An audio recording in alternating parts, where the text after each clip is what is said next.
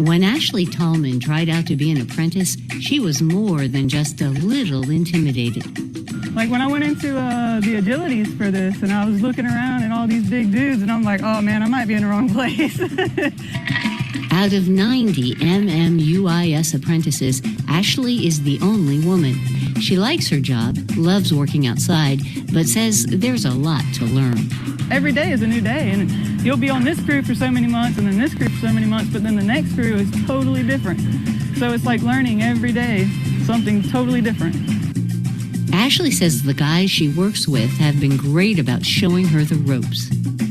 Show me a different way of doing things because, of course I'm a woman. I'm not as strong as them, so they'll you got to get leverage or just do different things. She also joined JEA's female water wastewater competition team and competed in Orlando. Out of the male and the females, we won second. So JEA men won first and the women won second, out of all the men. Ashley's got this advice for other women who may want to join her in the field. Go for it. Just go for it. Don't let them tell you no. Just shoot your shot.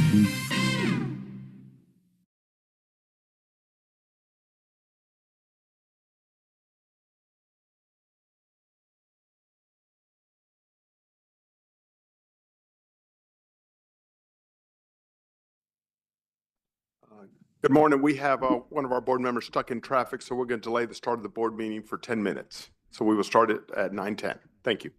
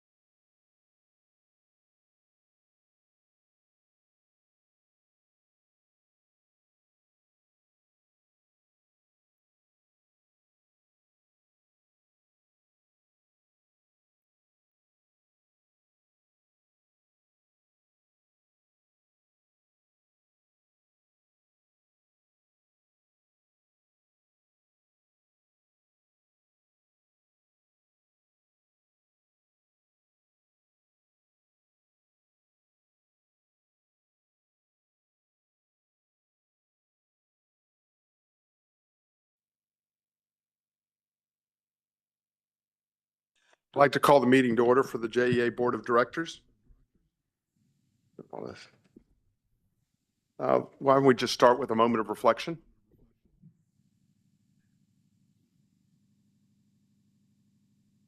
Thank you. Due to some board conflicts, we're going to adjust the agenda a little bit, so we have a revised agenda. I'd like to see if we can get a motion to adopt the agenda. So moved. Second. Any discussion? All in favor, say aye. Aye. The agenda is adopted. Values moment. Mariah, good morning. I am Mariah Stassop, Leadership Development Solutions Specialist. Thank you. Here at JEA, also known as an LDSS. I've been with JEA almost 2 years now. And what we do in the JEA Academy is we lead professional development for our employees with leadership programs such as our EDP, which is the Employee Development Program. And I will be bringing the safety briefing and the values moment for today.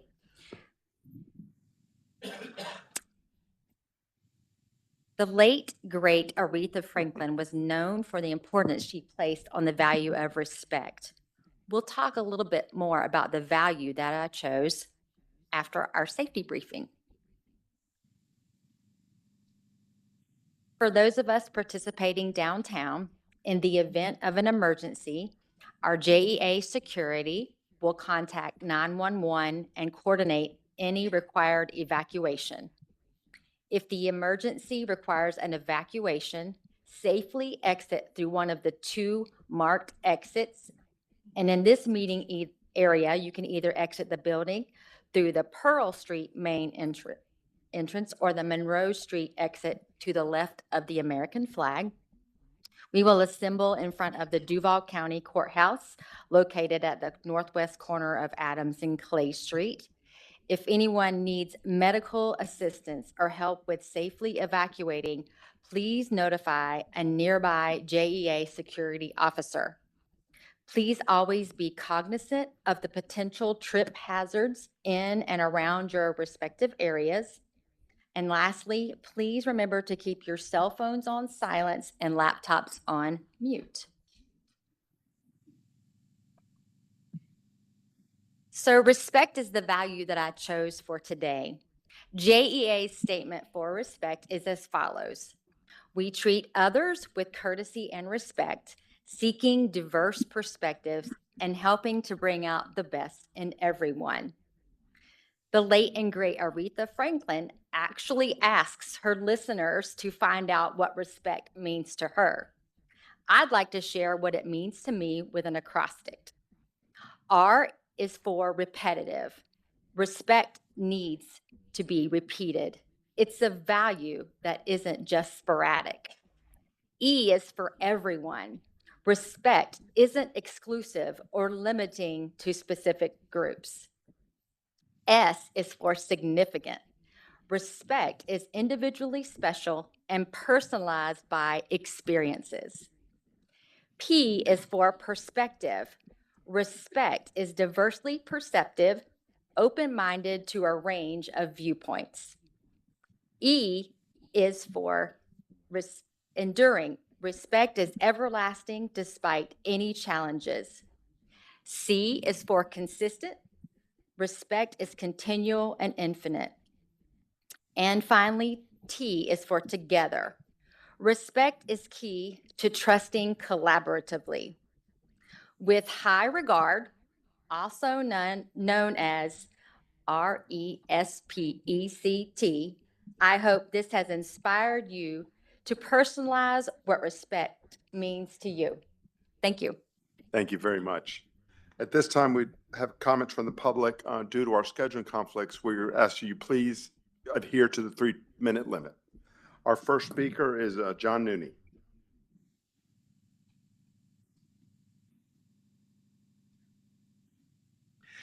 Hello, I am John Philanthropic Resiliency Nooney. And let me just say, I have respect for all of you. 2023-0819. I also have an active JSO trespass citation, 2024-0571-349. That was 2024-0107. That was a $3.5 million direct contract with the Jacksonville University College School of Law. I missed the ribbon cutting ceremony on that one. Okay, now your agenda, JE Board of Directors meeting. I just want you to look at board meeting minutes, February 25th. Here's my comments under public comment. John Nooney spoke to the board regarding the St. Johns River Accord and supporting public access to waterways. And let me just say, the River Accord, that was in 2006. I participated in that. And here's the pen from that ceremony. The River Accord, a partnership for the St. John's, July 2006.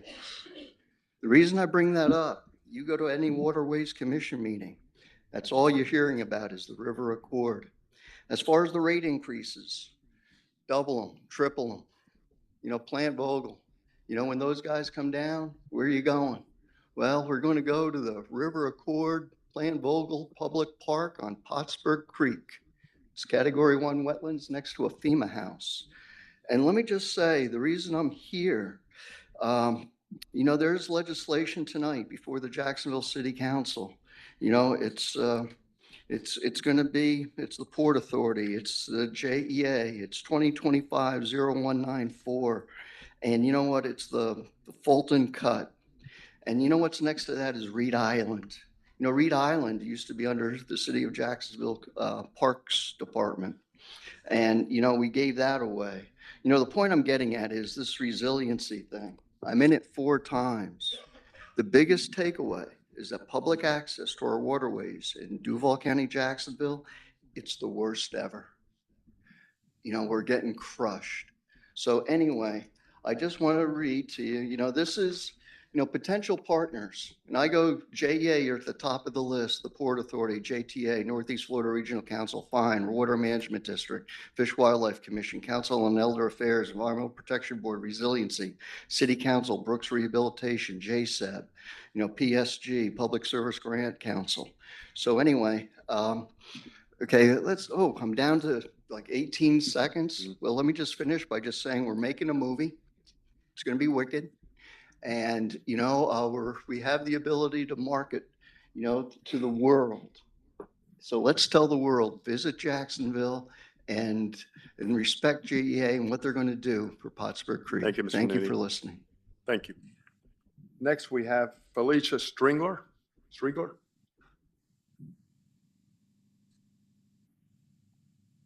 Felicia, are you here? I guess she left. Okay, no more. Next on the agenda, we have the consent agenda. Do we have a motion to adopt the consent agenda? So, Any discussion? All those in favor say aye. aye. All opposed, like sign. Motion carries. Electric, Waste and Sewer, Ted Phillips. Good morning. Thank you. So we've been talking about this for several months. As you see the timeline, at last month's board meeting, we had our rate hearing, our public rate hearing, and here we are at the March meeting, and I'm here to respectfully ask for the board to adopt resolution 2025-08 and the attached tariffs. I'm here to answer any questions if you have any. Super. Do we have a motion? Second? Second. Any discussion? Seeing none, go ahead and call for the vote. All those in favor say aye. Aye. Aye. Motion carries. Thank you. Council, Mr. Boylan, welcome. Thank you, Mr. Chair. Just a couple of comments. As Mr. Nooney just mentioned, 2025-194 bill is up for support tonight. The council, it was introduced as an emergency. This is the tri-party agreement between the city, JEA, and Jacksonville Port Authority. It was assigned to 4 different committees. It sailed through all 4 committees, so I fully expect it will be approved this evening. That's all I have, sir. Thank you very much. And Ms. Vicky, the CEO report.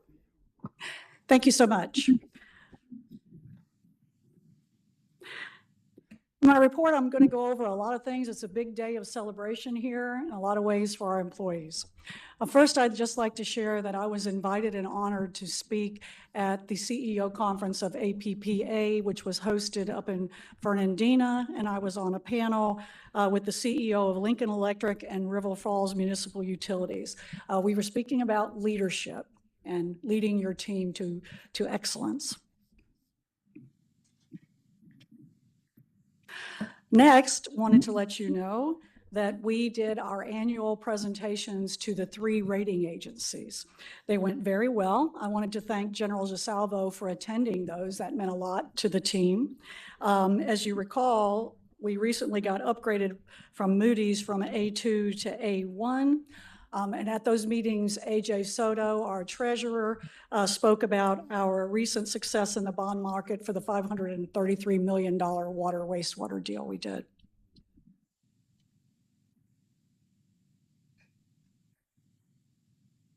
Next, Women's History Month is almost over, but we celebrated here on March the 11th. Our speaker was none other than Donna Orender from GenWow, and it was just a great time. Wanted you to know that here at JEA, 24% of our workforce are women, which is really good compared to 26% in general. So we are doing great. We recruit women and have been doing it through our apprenticeship program since the 90s. When we started our Women in Trades in 2022, and on the upper left, you will see our water women's team that competes at AWWA competitions, American Water Works. That team won first place for women, and they, if you put them together with all the male teams, they were second overall. The only team that beat them was our team, our men's team. So it was just a wonderful event, and thank you to Donna for speaking for us. Another thing to be very proud of, we have won the National Safety Council Award for 1 million hours of work without a lost time accident. And just a wonderful, wonderful thing for our people. Next, our Fulton Cut. I think if you haven't seen in the audience and the board members, we have on display in the back some information about raising the transmission lines for the port. We hosted an event on March the 6th for residents to learn all about it. We had contractor representatives there. It went very well, and we will keep that neighborhood informed and the community informed as we go along.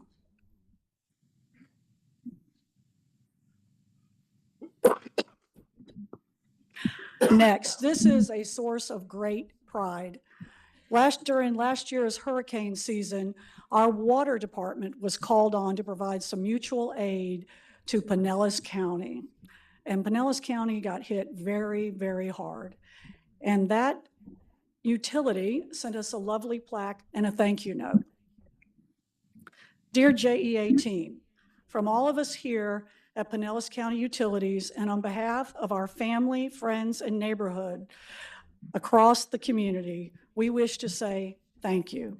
Thank you for crossing the state to answer our call. Thank you for all the long hours and hard work. And thank you for being a great partner. We are here if you ever need us. And I would like to call Jackie Scheel to the podium. And they sent us this lovely plaque, Jackie, which we will give you to put up at Pearl Street. And on the plaque, it reads, "Your dedication during this season was critical in helping us restore services and ensure the well-being of the citizens of Pinellas County." And I'd like Jackie to introduce the leaders of that team that went. All right. Thank you, Vicki. Thank you, board. Appreciate the opportunity and the recognition of our great team. Very proud, honored, and blessed doesn't even begin to describe our workforce and our work group. We can't do it without the folks that are there with boots on the ground. Kyle Schottler, which has daily calls with Floor Warm, which is the agency that we work through with our other local utilities within the state. And also too, once the mutual aid is given, he does that one-on-one daily with the responding utility. And then we had water wastewater planner, Chris Sanders, which he does all the delivery and collection. So we sent water crews and sewer crews and back to crews. And then on the treatment side of the house, the water wastewater reuse treatment, we have Mr. Roy which they are responsible for all your plants, up. your operations. You of your guys lift come on up stations. front so we can see you. And Mr. David Vining as well. Excuse me. They have E&I techs and mechanics. They're able to replace pumps, rewire. It's probably a little afraid Roy's to coming see on what all up. they can rewire to get the utility back and running. Roy just walked right on up there. Yeah. All right, these are the folks that make things happen. They were recovering from Helene, were extremely tired, extremely overworked, had not even got their services back in restoration when Milton hit. So the accolades that we can provide to get that community back up and running for their water and wastewater is just, beyond words to explain. Thank you, Jim. Thank you.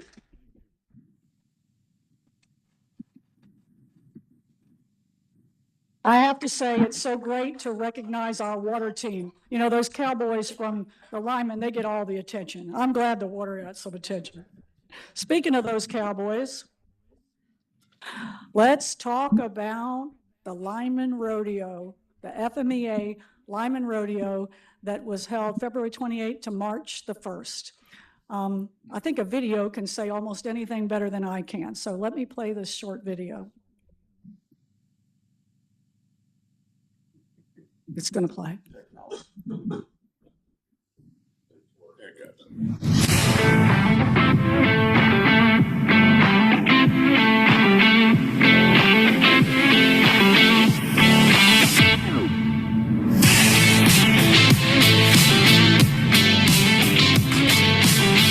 Perfect score. Total combined time 22-21. Team 106 from JEA. David Hayes, Caleb McAfee, and Curtis Duck.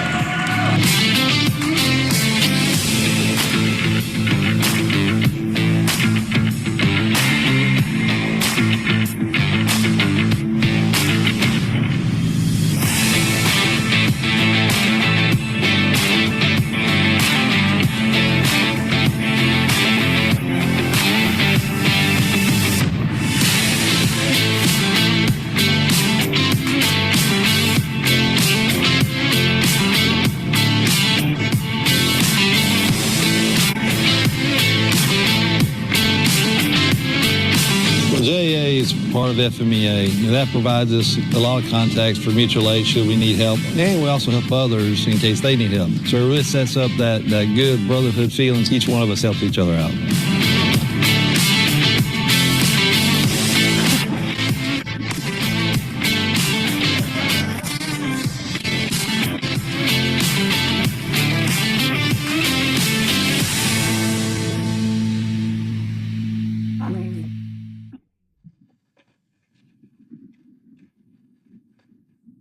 Wow. I just have to tell you, if you've never been to a rodeo, you need to go. My husband and I went, and what I witnessed was not only excellence in their jobs, but I got to meet their families, their friends, people from other utilities, and they are just so great. It was just an honor to be there and working with these gentlemen. And if you haven't noticed, these are the trophies.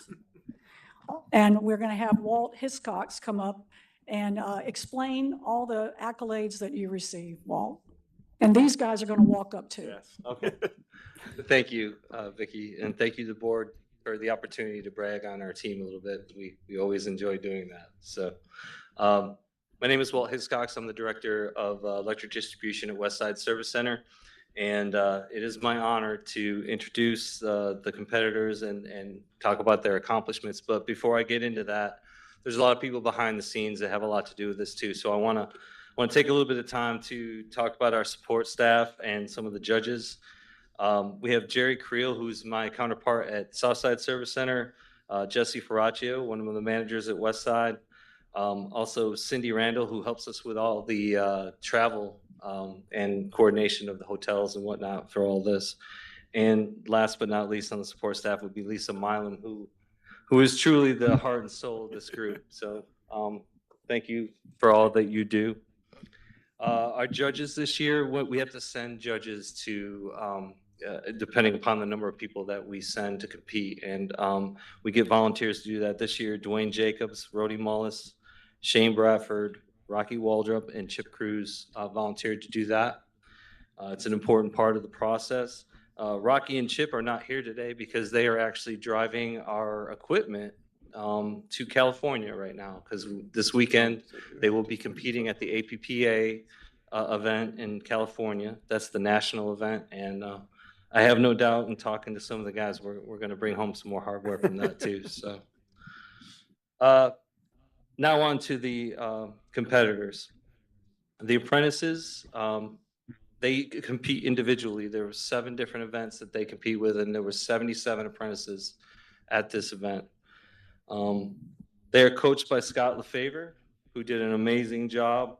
I can't talk about Scott without also mentioning his wife, Robin, who, in addition to being a coach, they make sure that they're fed throughout the day, which is very important. Trust me, you don't want to be doing this on an empty stomach. But they do a great job. And then the apprentices themselves, we had Braden Castles. Come on up. Come on up, You guys. guys come up. Yeah. Braden Castles, Peyton Thompson, Austin LeFavor, Noah Sapp, who finished first place in the phase change event, Hunter Thomas, who finished second place in the Hurt Man Rescue and 4th place overall, and Ryan Cornegay. Give me some time here. This is a long list. Third place on the inner insulator changeout, 3rd place on the phase change, 2nd place on the faulted cable swap, 2nd place for safe work practice exam, and as you might imagine from all of that, he finished 1st overall. Yeah. So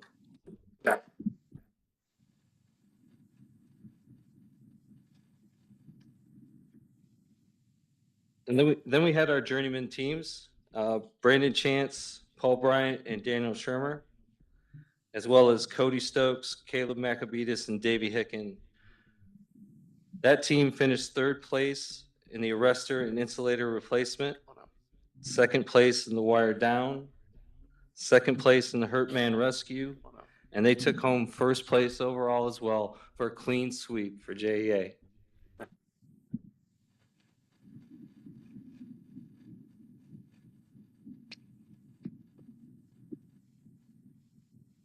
I want to thank the leadership team for allowing us to continue to do this year in and year out. It really does. Wait, guys, you need a picture taken. Come Oh, back. hold on, guys. Come back. Come back. You can't get off that easily. I want to thank the leadership team, though, for supporting us, because we know without you this couldn't happen. And as Ricky mentioned, there's a lot of very good that comes out of this. So please join me in congratulating these guys on a great day.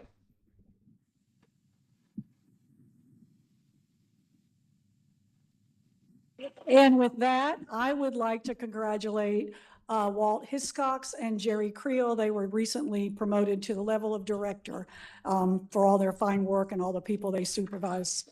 Thank you. Thank you for the time, sir. I'm done. Thank you very much. It's an impressive group of individuals, and the men and women of the JEA every day make us so proud. And just want to say thank you for everything y'all do, and congratulations on being the top of the game. Appreciate it. At this time, Ted, if we give us the performance update.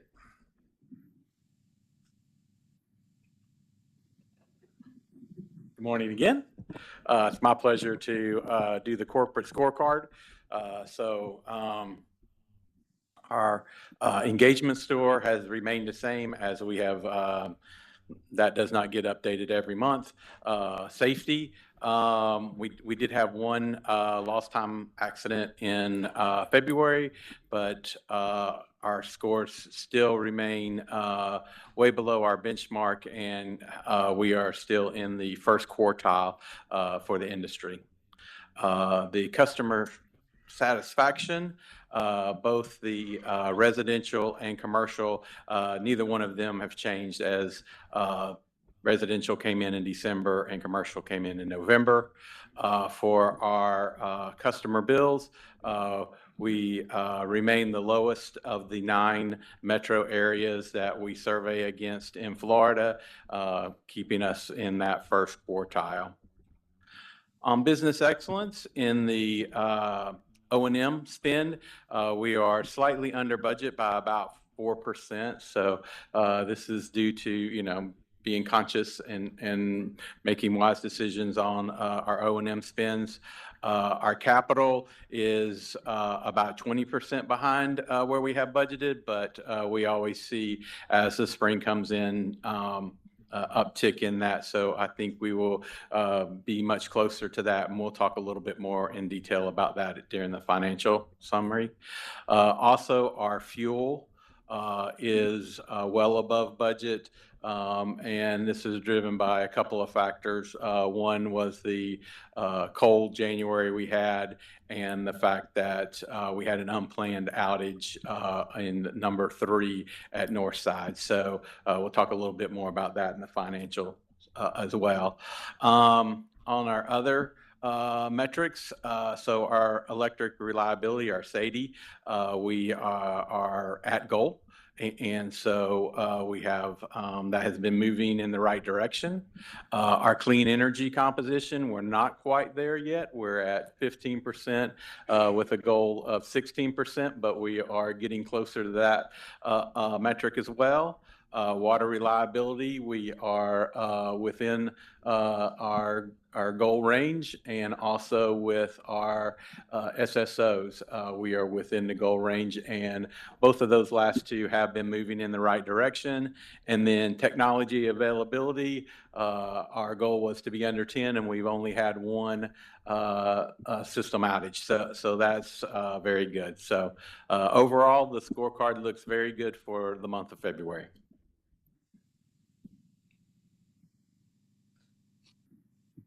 Oh my gosh, you get me again. So we'll go through our monthly financial update. So as you can see on the electric system, mini greens. So our base revenue is above budget, again, relating back to the colder weather back in the winter. As we spoke about just a moment ago, the fuel rate revenues are higher than projected, but this also offset with higher expenditures below. There again, that being due to the cold weather during the winter and the unplanned outage with number 3 at Northside. Our other revenues are up on the electric side. This was mainly due to the fact that we did not have to draw as much out of our rate stabilization fund as we were planning.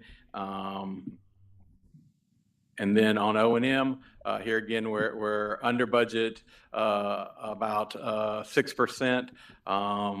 We do think that those will get a little bit closer in line, but hopefully we will still remain a couple of percent under budget. Fuel and purchase power, again, the same as the fuel rate revenue above. Our debt service funding, this is a little bit lower than what we had anticipated. We had anticipated issuing some debt in 2025, FY25. Looks like we're going to be able to push that out into 2026. So we're just using our credit instrument with the banks to bridge us over that. Capital funding is right where we thought it would be. City contribution is running less than what we have budgeted, but that is due to the new agreement that y'all passed at the February board meeting. We're still waiting for the city to pass that on their side, and then that will level itself back out. Our non-fuel purchase power is slightly above. This again relates to a payment that we made to T again during that colder weather in the winter.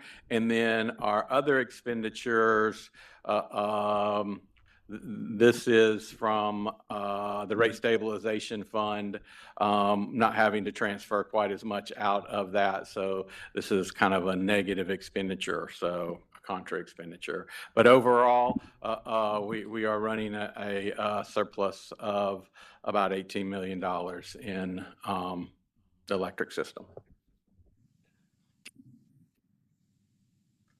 So on our costs per megawatt, so you can see that our costs have gone up slightly from FY24 to FY25. $35.24 last year, $39 this year. Also, purchase power has gone up from just under $80 to just a little over $100. To give a little context to that number, the power that we purchase from Vogel is about $173 a megawatt. And so if you were to back that out of the purchase power, the number would be $71.27.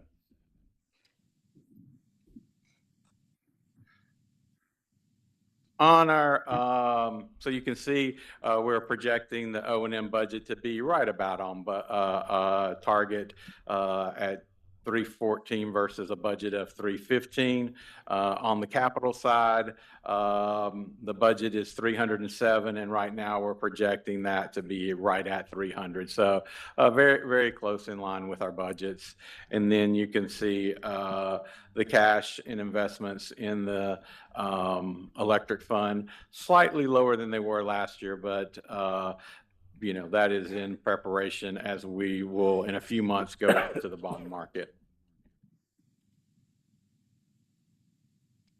On the water and sewer side, so right now, slightly below our budget on the revenues, and you know, this is not the time of the year when we make big money on revenues on water and sewer, but we think we will come into line with budget as the summer months and the watering season kicks in.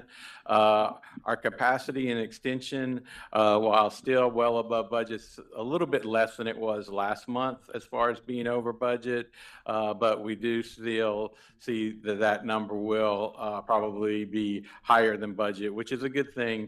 You know, shows that our community is still growing, and that's a good thing.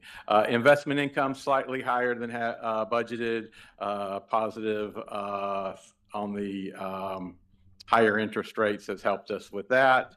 And then our other income on water is down about $1 million, and this relates back to the customer center at the old site where that building has now been fully depreciated out, and water was receiving revenue from electric on that. Okay. On the O&M side, slightly below budget here, pretty much where we wanted to be. On our capital funding, we are above, but that is reflective of a budget amendment done last month. And then our debt is less than what we have budgeted, but we did issue new money, as Vicki alluded to in her presentation, and we will catch up to some of those debt numbers throughout the year, but I think we will still remain within budget. Same story on city contribution, waiting for the city to approve that. And then, but overall, still seeing a surplus on water of just less than $3 million. On the water side, we're projecting that the O&M budget will be just slightly higher than the budgeted amount. Still in February, still have a few months. We will work to make sure that we don't go over budget in that area. And then on the capital side, slightly under budget there. On our cash and investments, you can see an uptick in the amount of cash, and that is related to the new money bond issue back in January. As far as our financial metrics go, we're in very good shape. Only one area of concern, and that is on our fixed charge coverage. We do think that this number will tick up with summer sales, the rate adjustment, and continue contributions from the rate stabilization fund, but we're going to be very close on that. 1.6 or slightly above or slightly below, but we're going to be in that neighborhood. With that, I'd be happy to answer any questions. Any question? Nope, seeing none. Thank you, Ted. Thank you. Just circling back, Felicia Stringler, who was called earlier for public comment, I understand she's here, would like to make her comment. Felicia? Please come to the podium. Thank you.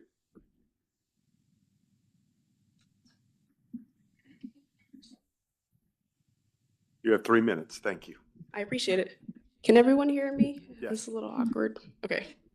Hi, my name is Cora, actually. I'm Felicia's daughter. She basically wrote her card on behalf of me. I'm gonna do a quick introduction before I start. So yeah, I'm Cora Strigler. I'm 23 years old. I've been a Jacksonville resident since about probably 2007, and a JEA loyal customer probably since about 2019 when I was old enough to start paying my own bills, right? I went to Stanton College Preparatory High School, so go Blue Devils, and I graduated from the University of South Florida. I was a pre-nursing major, and then I finished up studying public health. So yeah, I've grown to love many aspects of the community of Jacksonville. You know, even when JEA had its original headquarters, right, on East Church Street, that huge tower building that we've all known to be a symbol, really, of Jacksonville, I would say. Excuse me. So to that point, JEA calls himself a community-based utility corporation, right? Since becoming their own independent authority back in 1967. And if you go on their website, their purpose or mission statement is that you guys are committed to improve the quality of life in the communities that you serve with the spirit that has united our business for more than 125 years. You guys are also considered a nonprofit who gives safe, affordable, and reliable electric, sewage, and water services to the community. And I guess my main questions that I want you to keep in mind over this are, have we forgotten the mission? Are you blind or indifferent to the stripes that your community faces right about now? And what spirit did your founders, the city of Jacksonville, have in 1880 when they initially started to provide the basic necessities that you guys do provide? So here are some metrics that kind of go through with this, and I will try to make it quick. According to the U.S. Bureau of Labor Statistics, the average hourly wage in Jacksonville, Florida specifically, is about $28.55 in 2023, which equates to a $59,000 salary per year. Now, the poverty line for a small family in Jacksonville is about $32,000, right? Meaning that family is not able to meet their basic necessities. So about 12.1%, that's about 200,000 out of the 1 million residents, cannot afford to have or maintain their basic necessities on a secure basis. Now, I'm gonna beg for a time. Short time. I know. I'm gonna beg for an increase on that though. Anyways, so I'm mainly in here to oppose the consumer-funded $200,000 salary increase of your CEO, Miss Vicky. Now, that's not to say that she's not deserving, right, of that $200,000 raise, but I guess I just urge you to remember your mission before you impose a 10% increase on our prices. I could see if you would say, you know, it just costs more. Go ahead and wrap it up. To provide these basic services. However, I just don't feel that a raise should be on the backs of the only people that you serve. And mainly, I just encourage JEA to continue to find and implement more resources for the million residents that you guys have, because you all have the option and the power to implement changes if you're consumers or if you guys are not happy with the budget We do not have that option, okay? Thank you very much. Thank you. Thank you. Okay, back on our agenda. Deliver Business Excellence Residential Efficiency Program, Dr. Westmoreland. Good morning. Good morning. I'm Charles Moreland, the Chief Customer Experience Officer, and I have Brian Pippin here with me. He's the Director of Strategic Customer Programs, and we're here to talk about the residential energy efficiency and conservation programs that we have. But before I get started, there are a few thank yous that I want to make sure that I share. One is that Elizabeth Polson, I gave her the charge to reach out to our partners and our community partners to get them here today. They come for a variety of events already. Senior Day was just this past Wednesday, and then I asked for them to come back today for our board meeting, and they all showed up. They all showed up, and really grateful for the partnership that we have with all of our stakeholders in our community that provide so many resources to help our citizens in their time of need.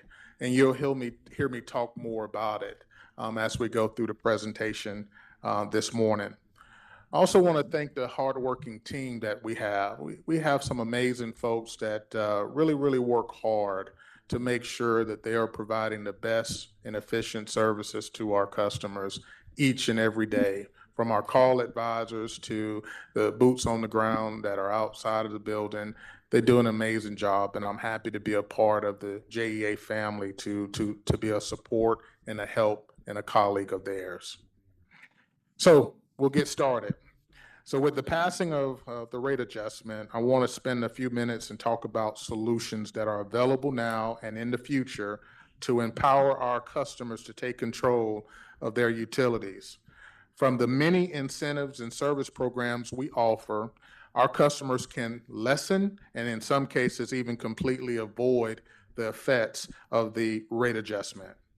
In addition, we strive to build community every day by being the connector of our customers to not only our utility programs, but also to the other important community partners that improve the quality of life of our residents by providing employment, shelter, transportation, and food services. A summary of these solutions I'm about to share will be available for all of those tuning in and communicated through JEA.com, our social media platforms, and other sources over the coming months. Our simple message is that JEA and our partners stand ready to empower our customers to control their utilities and other living expenses. So we'll dive in now. So here are our incentives to support the purchase of low-cost solutions like irrigation and spray nozzles. These are some of the incentives that JEA offers, to the higher cost solutions like HVAC replacement and everything in between. Our programs exist to incentivize the customer to choose the next best appliance, efficient appliance choice by offsetting the incremental cost to purchase. Our portfolio of incentives is comprehensive because our goal is to have a solution for every customer segment that we have the privilege of serving. We spend roughly about $4.5 million annually to incentivize nearly 15,000 JEA customers to install almost 40,000 energy and water saving appliances in their home. So the question that somebody may ask, go back to the slide, please. How do customers gain access to those programs? Well, the way they gain access to those programs is through JEA.com/rebate. It is there for them. It's a self-service opportunity for them. And then when we get to the end of this presentation, you'll see a QR code that will take you to a lot of information through JEA.com to help the customer gain access to these valuable resources. So what is the program impact next? Our customers are saving nearly 2 Olympic-sized swimming pools of water every day because of our water incentive programs overall. For example, our free water conservation kits, which we'll talk about later, has alone helped Jacksonville residents save over 500,000 gallons of water per day, which is more than 10 times the amount of water the average Florida resident uses in a whole year. As for energy, our customers have saved enough to power over 1,500 homes for 1 year. This is real impact to not only utility bills, but to our community, our environment, and future generations of Jacksonville residents. Now I'd like to take a few minutes to highlight two of our programs. One is JEA offers free to our customers that are making difference in the income challenged communities. And the first one is the Neighborhood Energy Efficiency, or affectionately known as the NEE program. This program allows us to target disadvantaged communities with money-saving weatherization improvements at no cost to the customer. We've retrofitted nearly 20,000 homes since 2009, reducing utility bills by nearly $2 million plus annually, resulting in a savings of roughly $94 per homeowner, which is equivalent of up to 1 month's consumption per year. Due to the program's decade-long success, we are going to double our annual goal to reach another 10,000 customers over the next 5 years. And Brian and his team have a plan for us to reach that goal. In addition to the NEE program, I want to highlight our free water conservation kit program. We have some conservation kits that we wanted to make sure that the team had an opportunity to see, and we'll make sure we get them up here for you. Because it's important for you to see all that's inside that kit that's been truly beneficial to the community as well. We provided examples of them for you, and we'll get them to you, but that program was launched back in June of 2023, and these water-saving devices help our customers save up to about $75 per year. And we've shipped over 22,000 of these kits, saving our customers in the Florida aquifer over 500,000 gallons of water per day. And our data represented in this heat map, which is interesting here, indicates that a high concentration of kits was installed in primarily disadvantaged zip codes around Jacksonville. So we hope that these kits serve as a first step in our continued efforts to walk towards sustainable water use in our community. So we'll switch gears a little bit, and now we're going to talk about away from dollar savings or dollar incentives to talk about the many service and partners we are happy to connect our customers with. So although JEA is prohibited from providing free services or preferential rates to users in the same class due to existing bond covenants, we seek to help those in need by building partnerships with like-minded agencies, educating the community in utility efficiency and money-saving opportunities, and integrating solutions that point customers toward utility affordability. So I could easily provide a separate presentation detailing just these programs to you, but in the interest of time, I just want to highlight the utility bill assistance dollars available in our community. So over the past 5 years, nearly $16.2 million in total at local and federal level was provided for utility bill assistance for nearly 37,000 customers in JEA service territory. On average, that's $440 per customer, which helped that resident deal with seasonally high or past due bills balances on their utilities. We have so many wonderful partners in the community that our quality of life will well beyond utilities, and I would like to take a few seconds to highlight just a few of the over 40 agencies like the United Way of Northeast Florida, Lutheran Social Services, Jewish Family and Community Services, Elder Source, Catholic Charities, North Florida Community Action Agency, the City of Jacksonville, Northeast Florida AIDS Network, and so many more of these organizations that are here to serve our most vulnerable in their most desperate hour, and we're so thankful to have them as partners. Lastly, I want to highlight two events that we're bringing to the community to help our seniors, and that is the Senior Day and our veterans. Our Senior Day at JEA occurs every third Wednesday here at headquarters. We just had one, and it was a wonderful event. A lot of folks showed up, and we were able to help people. And the purpose of it is to connect our seniors to financial assistance and community resources. Yes, utility bill assistance is provided, but that is only one of the many services available to our seniors that attend.